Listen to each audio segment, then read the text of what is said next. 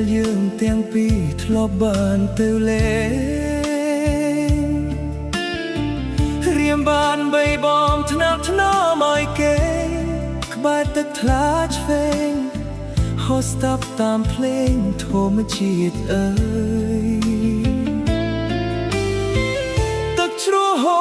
រឆ្ពោះទៅមហាសាគរតែក្លិនកេសរនៅតែគៀកកាយបាក់សៃហាទៅតែនៅចំឡាយលឺសូវើយសុយថាអូននេះហើយជាខ្នាយវាសនាក្នុងភ្នំអនុសារីលំងព្រារយលើព្រោះសប្បាយ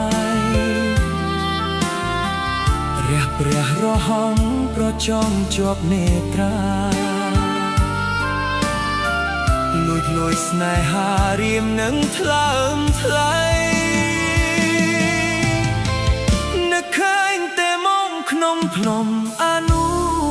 សាវរីយ៍ឬឆោមឆាវីនាងភ្លេចសំដី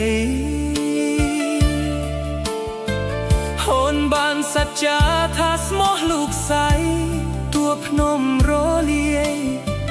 តែចិត្តស្រីថ្លៃមិនរលាយឡើយ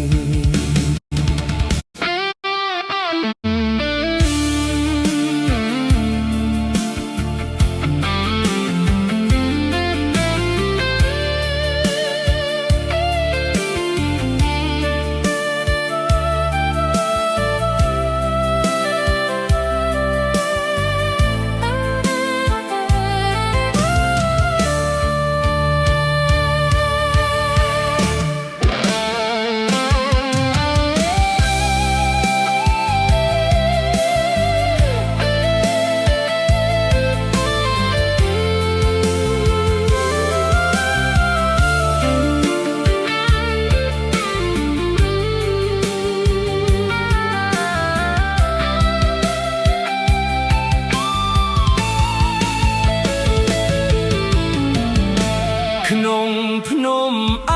នុសាវរីយ៍លំងព្រារយលើព្រោះសប្បាយព្រះរហង្សប្រចងជាប់នេត្រាលួចស្នេហារៀមនឹងថ្លើមថ្លៃនឹកឃើញតែមកក្នុងភ្នំអនុសាវរីយ៍ឬឆោមឆាវី